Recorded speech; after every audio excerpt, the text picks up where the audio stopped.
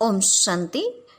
आज बाबा के 9, 12, 20 के महावाक्य हैं। सबसे पहले हम मुरली का सारांश सुनेंगे। आज विशेष बाबा ने हमें निरसंकल्प स्थिति की परिभाषा बताई है। बाबा ने कहा जो यज्ञ प्रति या ईश्वरीय सेवार्थ जो भी संकल्प चलते हैं उसे शुद्ध संकल्प या निरसंकल्प स्थिति में गिना जाता है, नहीं कि व्यर्थ संकल्प में। इसीलिए क्योंकि बाबा ने कहा क्योंकि तुम अभी उस ईश्वरीय सेवार्थ जुड़े हुए हो, इसीलिए तुम्हें ये संकल्प जरूर चलेंगे। वास्तव में निरसंकल्प स्थिति तो बाबा ने कहा जो संकल्प चले ही नहीं, दुख सुख से न्यारा हो जाए, वह तो अंत में जब सारे हिसाब किताब चुकतू करके चले जाएंगे तब ये अवस्था बनेगी।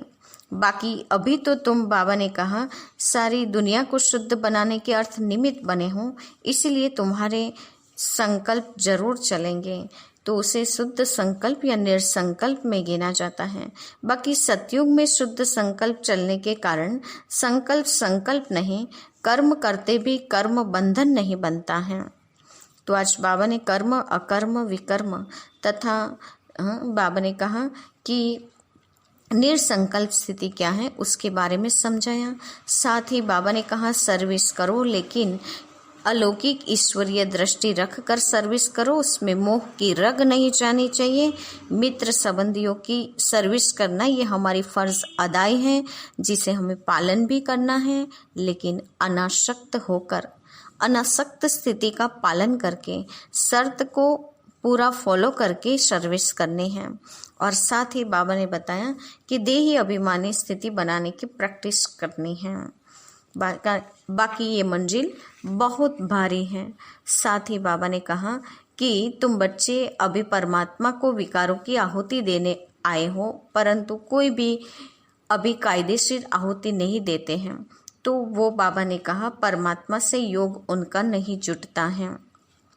याद रखो मैं आत्मा के यहाँ से आई हूँ, किसकी संतान हूँ, ये सदा याद रखो। किसी को भी बाबा ने कहा बाप का परिचय पहले दो तो बुद्धि में बैठेगा, इसीलिए बे यानी वर्षा बाद में, लेकिन बाबा ने कहा बाप का परिचय पहले उसको समझाना है।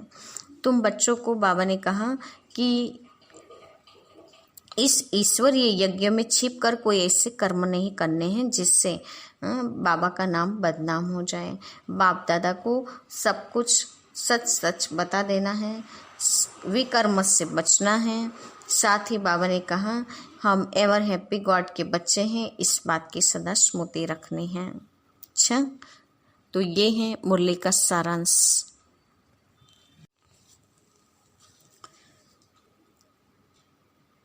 अब हम मुरली की शुरुआत करते हैं। मीठे बच्चे, जो संकल्प ईश्वरीय सेवार्थ चलता है उसे शुद्ध संकल्प व निरसंकल्प ही कहेंगे, व्यर्थ नहीं। आज का प्रश्न है विकर्मों से बचने के लिए कौन सी फर्ज अदाई पालन करते भी अनासक्त रहो। विकर्मों से बचने के लिए कौन सी फर्ज अदाई पालन करते भी अनासक्त रहो। उत्तर है मित्र संबंधियों की सर्विस भले करो, लेकिन अलौकिक ईश्वरीय दृष्टि रख करके करो, उनमें मोह की रग नहीं जाने चाहिए। अगर किसी विकारी संबंध से संकल्प भी चलता है तो वह विकर्म बन जाता है, इसलिए अनासक्त होकर फर्ज अदाई पालन करो। जितना हो सके देही अभिमानी रहने का पुरुषार्थ करो।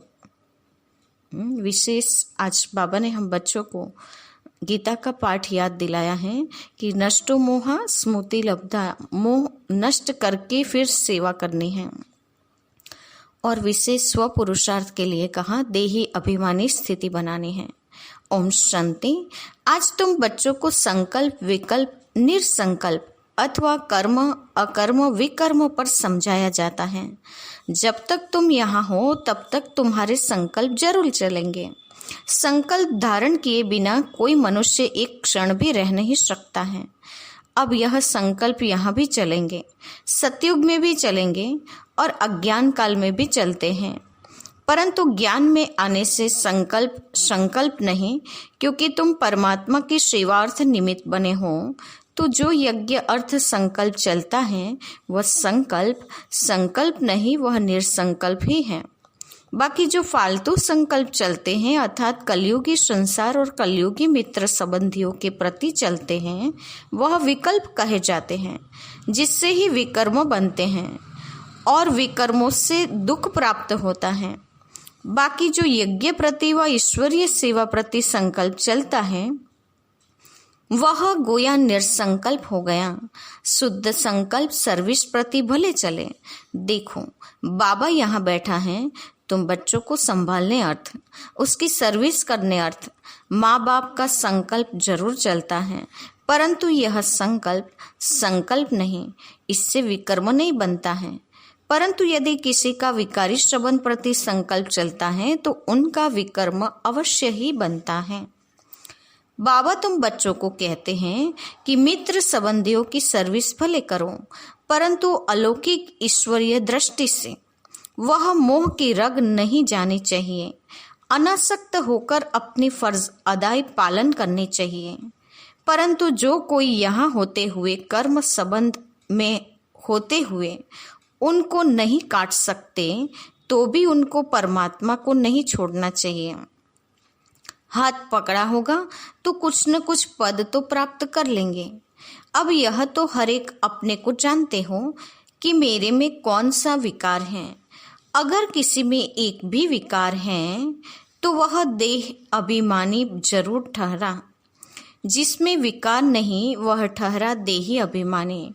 किसी में कोई भी विकार है तो वो सजाएं जरूर खाएंगे, और जो विकारों से रहित हैं वे सजाओं से मुक्त हो जाएंगे।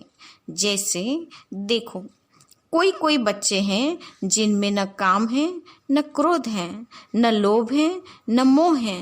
वो ईश्वरीय सर्विस बहुत अच्छी कर सकते हैं। अब उन्हों की बहुत ज्ञान विज्ञानमय अवस्था है, वह तो तुम सब भी वोट देंगे। अब यह तो जैसे मैं जानता हूँ वैसे तुम जानते भी हो। अच्छे को सब अच्छा कहेंगे, जिसमें कुछ खामी होगी उनको सभी वही वोट देंगे। अब यह निश्चय करना, जिनमें कोई विकार है वो सर्विस नहीं कर सकते। जो विकार प्रूफ हैं वो सर्विस कर औरों को आप समान बना सकेंगे। इसलिए विकारों पर पूर्ण जीत चाहिए, विकल्प पर पूर्ण जीत चाहिए। ईश्वर अर्थ संकल्प को निरसंकल्प रखा जाएगा। वास्तव में निरसंकल्पता उसी को कहा जाता है जो संकल्प चले ही नहीं, दुख सुख से न्यारा हो जाए। वह तो अंत में जब तुम हिसाब किताब चुकता कर चले जाते हो, वह दुख सुख से न्यारी अवस्था में तब कोई संकल्प नहीं चलता। उस समय कर्म अकर्म दोनों से परे अकर्मी अवस्था में रहते हैं। यहाँ तुम्हारा संकल्प जरूर चलेगा, क्योंकि तुम सारी दुनिया को शुद्ध बनाने के अर्थ निमित्त बने हुए हो, तो उसके लिए तुम्हारे शुद्ध संकल्प जरूर चलेंगे।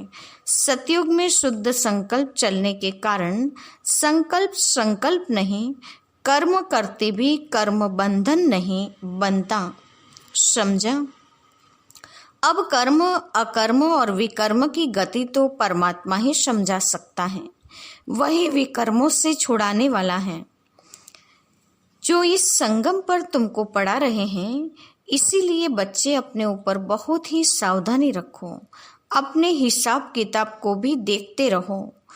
तुम यहाँ आए हो हिसाब किताब चुकता करने, ऐसे तो नहीं यहाँ आकर भी हिसाब किताब बनाते जाओ जो सजा खानी पड़े। यह गर्भ जेल की सजा कोई कम नहीं है। इस कारण बहुत ही पुरुषार्थ करना है। ये मंजिल बहुत भारी है, इसलिए सावधानी से चलना चाहिए। विकल्पों के ऊपर जीत पानी है जरूर। अब कितने तक तुमने विकल्पों पर जीत पाई है, कितने तक इस निरसंकल्प अर्थात दुख से न्यारी अवस्था में रहते हो, यह तुम अपने को जानते रहो। तुम जो खुद को नहीं समझ सकते हैं वह मम्मा बाबा से पूछ सकते हैं, क्योंकि तुम तो उनके वारिस हो। तो वह बता सकते हैं। निरसंकल्प अवस्था में रहने से तुम अपने तो क्या किसी भी विकारी के विकर्मों को दबा सकते हो। कोई भी कामी पुरुष तुम्हारे सामने आएगा तो उसका विकारी संकल्प नहीं चलेगा। जैसे कोई देवताओं के पास जाता है तो उनके साथ सामने वह शांत हो जाता है, वैसे तुम भी गुप्त रूप में देवताएं हो। तुम्हारे आगे भी किसी का विकारी संकल्प नहीं चल सकता है। परंतु ऐसे बहुत कामी पुरुष हैं जिनका कुछ संकल्प अगर चलेगा तो भी वार नहीं कर सकेगा। अगर तुम योग युक्त होकर खड़े रहेंगे तो। देखो बच्चे, तुम यहाँ आए हो परमात्मा को विकारों की आहुति देने, परंतु कोई कोई ने अभी कायदेशीर आहुति नहीं दी है। उन्हों का योग परमात्मा से जुटा हुआ नहीं है। सारा दिन बुद्धि योग भटकता रहता है, अर्थात देही अभिमानी नहीं बने हैं। देह अभिमानी होने के कारण किसी के स्वभाव में आ जाते, किसी कारण परमात्मा से प्रीत निभा नहीं सकते हैं, अर्थात परमात्मा अर्थ सर्विस करने के अधिकारी नहीं बन सकते हैं। तो जो परमात्मा से सर्विस ले फिर सर्विस कर रहे हैं, अर्थात पतितों को पावन कर रहे हैं, वही मेरे सच्चे पक्के बच्चे हैं। उन्हें बहुत भारी पद मिलता है। अभी परमात्मा खुद आकर तुम्हारा बाप बना है। उस बाप को साधारण रूप में न जानकर कोई भी प्रकार का संकल्प उत्पन्न करना गोया विनाश को प्राप्त होना है। अभी वह समय आएगा जो 108 ज्ञान गंगाएं पूर्ण अवस्था को प्राप्त करेगी। बाकी जो पड़े हुए नहीं होंगे वो अपनी ही बर्बादी करेंगे। यह निश्चय जानना, जो कोई इस ईश्वरीय यज्ञ में छिपकर काम करता है तो उनको जानी जाननहार बाबा देख लेता है। वह फिर अपने साकार स्वरूप बाबा को टच करता है। सावधानी देने अर्थ तो कोई भी बात छिपानी नहीं चाहिए। भल भूले बच्चों को होती हैं, परंतु उनको बताने से आगे के लिए बच सकते हैं। इसलिए बच्चे सावधान रहना। बच्चों को पहले अपने को समझना चाहिए कि मैं हूँ कौन, व्हाट एम आई। मैं शरीर को नहीं कहते, मैं कहते हैं आत्मा को। मैं आत्मा कहाँ से आया हूँ, किसकी संतान हूँ। आत्मा को जब यह मालूम पड़ जाता है तो आत्मा परमपिता परमात्मा की ऑक्यूपेशन को जानता है। जब तक छोटा है बाप के ऑक्यूपेशन को नहीं जानता तब तक इतनी खुशी नहीं रहती। जैसे बड़ा होता जाता बाप के ऑक्यूपेशन का पता पड़ जाता तो वह नशा व खुशी चढ़ती जाती है। तो पहले उनके ऑक्यूपेशन को जानना है कि हमारा बाबा कौन है, वह कहाँ रहता है। अगर कहे आत्मा उसमें मर्ज हो जाएगी तो आत्मा विनाशी हो गई तो खुशी किसको आएगी। तुम्हारे पास जो नए जिज्ञासु आते हैं उनको पूछना चाहिए, तुम यहाँ क्या पढ़ते हो, इससे क्या स्टेटस मिलती है। उस कॉलेज में तो पढ़ने वाले बताते हैं कि हम डॉक्टर बन रहे हैं, इंजीनियर बन रहे हैं, तो उन पर विश्वास करेंगे ना कि यह बरोबर पढ़ रहे हैं। यहाँ भी स्टूडेंट्स बताते हैं कि यह है दुख की दुनिया, जिसको नर्क, हेल अथवा डेवल वर्ल्ड कहते हैं। उनके अगेंस्ट है हेवन अथवा डीटी वर्ल्ड, जिसको स्वर्ग कहते हैं। यह तो सभी जानते हैं, समझ भी सकते हैं कि यह वह स्वर्ग नहीं, यह नर्क है अथवा दुख की दुनिया है, पाप आत्माओं की दुनिया है। तब तो उसको पुकारते हैं कि हमको पुण्य की दुनिया में ले चलो। तो यह बच्चे जो पढ़ रहे हैं वो जानते हैं कि हमको बाबा उस पुण्य की दुनिया में चल ले जा रहे हैं। तो जो नए स्टूडेंट आते हैं उनको बच्चों से पूछना चाहिए, बच्चों से पढ़ना चाहिए। वह अपने टीचर अथवा बाप का ऑक्यूपेशन बता सकते हैं। बाप थोड़ी अपना सराहना खुद बैठ करेंगे, टीचर अपनी महिमा खुद सुनाएगा क्या। वह तो स्टूडेंट्स सुनाएंगे कि यह तो ऐसा टीचर है। तब कहते हैं स्टूडेंट्स सोस मास्टर। तुम बच्चे जो इतना कोर्स पढ़कर आए हो, तुम्हारा काम है नयों को बैठ समझाना। बाकी टीचर जो बीए एमए पढ़ा रहे हैं, वह बैठ नए स्टूडेंट को MBC सिखलाएंगे क्या? कोई कोई स्टूडेंट अच्छे होशियार होते हैं, वह दूसरों को भी पढ़ाते हैं। उसमें माता गुरु तो मशहूर हैं। यह है DT धर्म की पहली माता, जिसको जगत अम्बा कहते हैं। माता की बहुत महिमा है। बंगाल में काली, दुर्गा, सरस्वती और लक्ष्मी, इन 4 देवियों की बहुत पूजा करते हैं। अब उन 4 का ऑक्यूपेशन तो मालूम होना चाहिए। जैसे लक्ष्मी है तो वह है गॉडेज ऑफ वेल्थ, वह तो यहाँ ही राज्य करके गई हैं। बाकी काली, दुर्गा आदि यह तो सब इस पर नाम पड़े हैं। अगर 4 माताएं हैं तो उनके 4 पति भी होने चाहिए। अब लक्ष्मी का तो नारायण पति प्रसिद्ध है। काली का पति कौन? किसी ने कहा शंकर, लेकिन शंकर को तो पार्वती का पति बताते हैं। पार्वती कोई काली नहीं। बहुत हैं जो काली को पूजते हैं, माता को याद करते हैं, लेकिन पिता का पता नहीं। काली का या तो पति होना चाहिए या पिता होना चाहिए, लेकिन यह कोई को पता नहीं है। तुमको समझाना है कि दुनिया यह एक ही है। जो कोई इस समय दुख की दुनिया अथवा दोजक बन जाती हैं, वही फिर सतयुग में बहिष्ठ अथवा स्वर्ग बन जाती हैं। लक्ष्मी नारायण भी इस ही सृष्टि पर सतयुग के समय राज्य करते थे। बाकी सूक्ष्म में तो कोई वैकुंठ है नहीं जहाँ सूक्ष्म लक्ष्मी नारायण हैं। उनके चित्र यहाँ ही हैं, जो जरूर यहाँ ही राज्य करके गए हैं। खेल सारा इस कॉर्पोरियल वर्ल्ड में चलता है। हिस्ट्री ज्योग्राफी इस कॉर्पोरियल वर्ल्ड की है। सूक्ष्म वतन की कोई हिस्ट्री ज्योग्राफी होती नहीं। लेकिन सभी बातों को छोड़ तुमको नए जिज्ञासु को पहले अल्फ सिखलाना है, फिर बेस समझाना है। अल्फ है गॉड, वह सुप्रीम सोल है। जब तक यह पूरा समझा नहीं है, तब तक परम पिता के लिए वह लव नहीं जागता, वह खुशी नहीं आती। क्योंकि पहले जब बाप को जाने, तब उनके ऑक्यूपेशन को भी जानकर खुशी में आवे। तो खुशी है इस पहली बात को समझने में। गॉड तो एवर हैप्पी हैं, आनंद स्वरूप हैं। उनके हम बच्चे हैं, तो क्यों न वह खुशी आनी चाहिए, वो गुदगुदी क्यों नहीं होती। I am son of God, I am ever happy master God. वह खुशी नहीं आती तो सिद्ध है कि अपने को सन यानी बच्चा नहीं समझते हैं।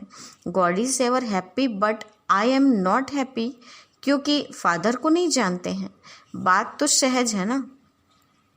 कोई कोई को यह ज्ञान सुनने के बदले शांति अच्छी लगती है, क्योंकि बहुत है जो ज्ञान उठा भी नहीं सकेंगे। इतना समय कहाँ है। बस इस अल्फ को भी जानकर साइलेंस में रहें तो वह भी अच्छा है।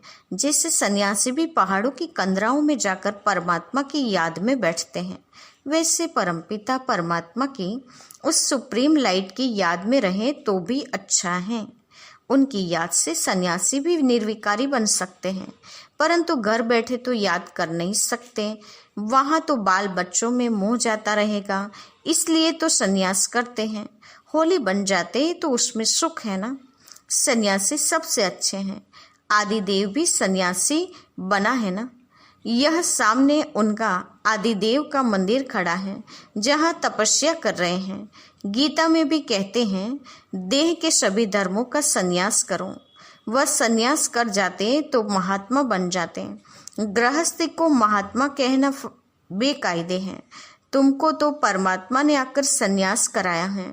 संन्यास करते ही हैं सुख के लिए। महात्मा कभी दुखी नहीं होते। राजाएं भी संन्यास करते हैं तो ताज आदि फेंक देते हैं। जैसे गोपीचंद ने संन्यास किया तो जरूर उसमें सुख है। अच्छा, मीठे मीठे सिकिलदे बच्चों के प्रति माता पिता बाप दादा का याद प्यार और गुड मॉर्निंग। रूहानी बाप की रूहानी बच्चों को नमस्ते। हम रूहानी बच्चों की रूहानी माता पिता बाप दादा को याद प्यार और नमस्ते। पूरी मुरली का धारणा युक्त मुख्य सार। पहली पॉइंट, कोई भी उल्टा कर्म छिप कर नहीं करना है। बाप दादा से कोई भी बात छिपानी नहीं है। बहुत बहुत सावधान रहना है। दूसरा, स्टूडेंट सोज मास्टर, जो पढ़ा है वह दूसरों को पढ़ाना है। एवर हैप्पी गॉड के बच्चे हैं, इस स्मृति में अपार खुशी में रहना है।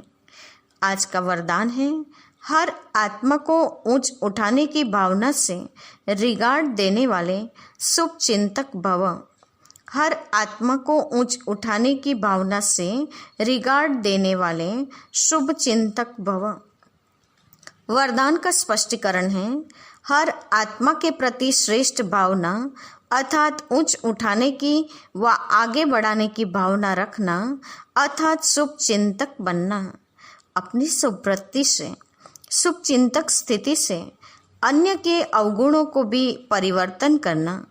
किसी की भी कमजोरी व अवगुण को अपनी कमजोरी समझ वर्णन करने के बजाय व फैलाने के बजाय सामना और परिवर्तन करना, यह है रिगार्ड। बड़ी बात को छोटा बनाना, दिल शिकस्त को शक्तिवान बनाना, उनके संग के रंग में नहीं आना, सदा उन्हें भी उमंग उत्साह में लाना, यह है रिगार्ड। ऐसे रिगार्ड देने वाले ही शुभ चिंतक हैं। आज का स्लोगन है, त्याग का भाग्य समाप्त करने वाला पुराना स्वभाव संस्कार है, इसलिए इसका भी त्याग करो। त्याग का भाग्य समाप्त करने वाला पुराना स्वभाव संस्कार है, इसलिए इसका भी त्याग करो। आज के मुख्य पॉइंट्स हैं। आज विशेष बाबा ने हम बच्चों को बताया है कि तुम अभी ईश्वरीय सेवार्थ हो, इसीलिए ईश्वरीय सेवा के अर्थ चलते जो भी संकल्प हैं वो शुद्ध संकल्प हैं। इसे ही बाबा ने कहा निर्संकल्प स्थिति कहा जाता है। उसे व्यर्थ संकल्प में नहीं गिना जाता है।